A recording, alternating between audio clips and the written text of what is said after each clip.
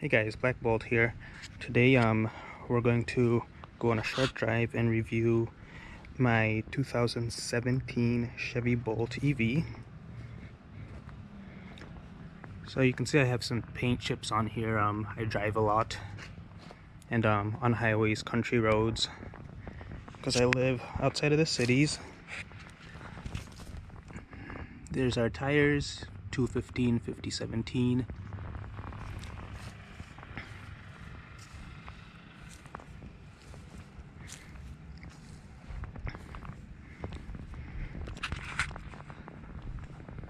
The road that leads to my house has been being repaired, so the car's pretty dirty, so this is just what it looks like regularly.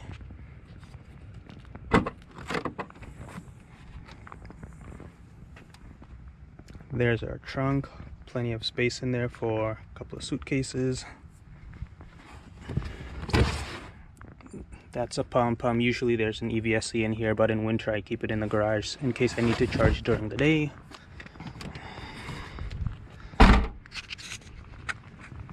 And yes, I did vote, and I voted for the 46th President of the United States.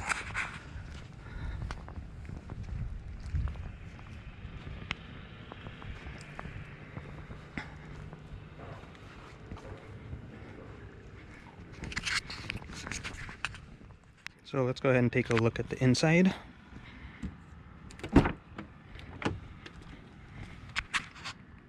There's our front seat. Quality on these is still pretty good for having over 100,000 miles. That's our lever to move the seat backwards and forwards. That's our lever to move the seat up and down. And this lever adjusts the seat back. I'm not going to mess with that right now. There's our steering wheel. And we'll take a quick look in the back.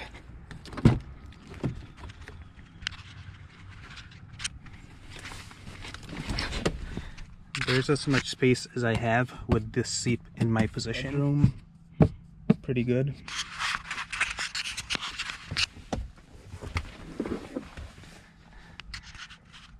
There's the rest of the back. GM has this cool door lock feature. So I've got the key in my hand. Close it. Open, lock, and it works on all four doors.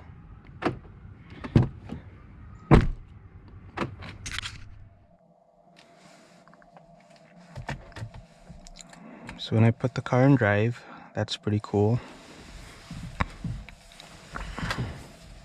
One of my favorite things about the Chevy Bolt EV is just that acceleration is so cool.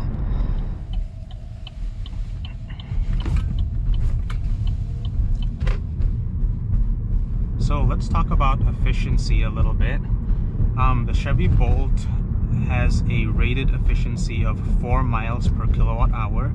So what that means is it can go 240 miles on a full 60 kilowatt hour charge.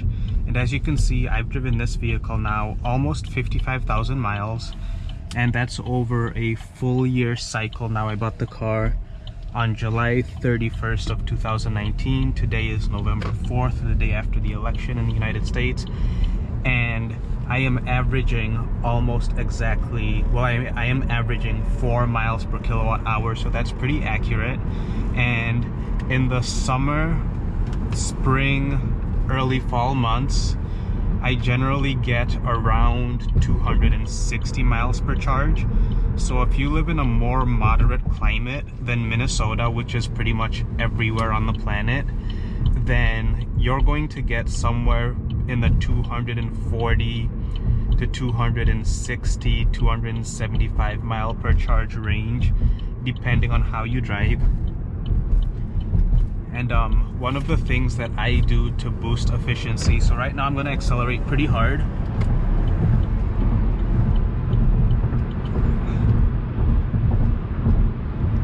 So one of the things that I do to boost efficiency, if I'm not in a hurry to get anywhere, is when I accelerate, I'm going to keep the car under 50 kilowatts.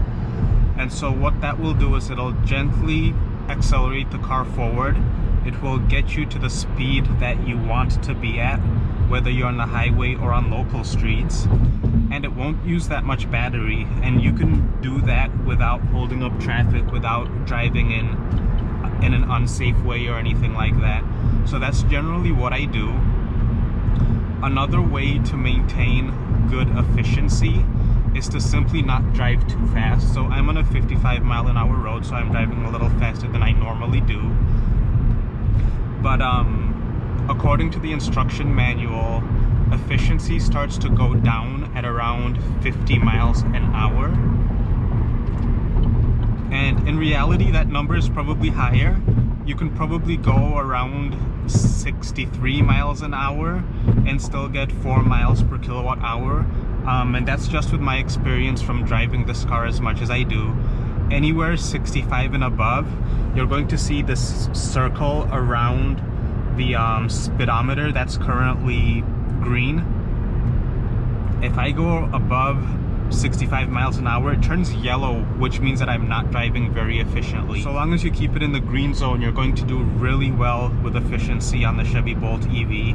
Another thing that boosts efficiency is just driving on local roads. As you can see, I'm in the L mode right now, and that's for maximum regen. In a typical day, if I drive, let's say 100 miles or 150 miles, I'm going to use the brake pedal maybe 2 times, and one of those times is going to be getting out of my driveway. So this car doesn't really require using the friction brake. And I mentioned in my snow video, I believe it was, if it has just snowed, we have a fresh coat of snow on the ground, I am going to drive in D mode because the regen braking does not initiate anti-lock brakes. So if it's slick out and you are using the regen braking, you're going to lose traction, and that can put you in a dangerous situation. So that's something to keep in mind if you live in a climate where it snows, or if you're on summer tires and the temperature gets too cold. You just don't want to be in a dangerous situation. City driving is more efficient than highway driving on electric cars because you're using regen, and the motors are just more efficient that way. I don't like to get into the details of those things because it doesn't really matter why things happen so long as they happen the way that they're supposed to. So you're not going to hear me talking about horsepower and this, that, and the other. This car does have pretty good torque for its size, which means the acceleration is really good. It has great passing power, which I can't show you because these two semis have decided to drive side by side. And it's just a great car. It's really fun to drive. One of the other things that we can do to increase the fun quotient on this car is to put it in sport mode. So now it says sport mode on, and there's a little blue sport sign. The cool thing about sport mode is it adjusts the sensitivity of the pedal, but it does not make the car any less efficient. So I can drive in sport mode all day long, accelerate faster, and have more fun driving the car without losing efficiency, simply because I can still keep my acceleration in sport mode below 50. I just get to my desired speed at a quicker rate. So yeah, so that's kind of the efficiency of the Bolt and how that works. Let me know if you have any questions or comments. So let's talk about comfort for a bit. One of the things that came up a lot when my wife and I were researching the Chevy Bolt EV was the comfort of the seats. Now, a disclaimer, I am not the biggest guy on earth. I am 5'10" and 167 pounds. So I'm not heavy and I'm pretty skinny. I'm a former soccer player. But I have had no comfort issues whatsoever with the seats in the Chevy Bolt. I actually like them a lot. I feel like they kind of cocoon me. They have good padding on the side, or at least enough to make me comfortable. And they kind of wrap around my body, so I'm not wiggling around and moving too much in the seats when I accelerate hard or anything like that. The cushions on the bum section are fine to me. I have no issues with them whatsoever. One of the things that I like for comfort in the Chevy Bolt EV is the heated seats. I almost always drive with heated seats unless it's like 90 degrees outside and humid. Another comfort feature that I like is the steering wheel. It makes it just comfortable to drive in Minnesota. Even today when it's not a super cold day, it's 49 degrees right now. I just like to have the heated steering wheel on so that I don't have to use gloves when I drive. I have the seat all the way down right now so that I can make this point of view video. But normally I have it on the highest setting, and then I have the seat a little bit back because my legs are fairly long from my soccer playing days. You get a great view of the road and you have great visibility. But even now with the seats all the way down, it's taken me a little bit to become comfortable with it. But I don't mind it at all because I've got this rear view mirror right here that's digital, and that can be changed to a traditional rear view mirror. I've got the detection on those side mirrors, and so there are no gaps to visibility for me when I'm driving this car. This is the Lowry Tunnel in downtown Minneapolis, by the way. The car is comfortable. It's quiet, and it's just a really nice environment to be in while driving. So guys, we're going to stop here for today, but please like, comment, and subscribe so that you don't miss part 2 that's going to be dropping in the next day or so. Have a good night.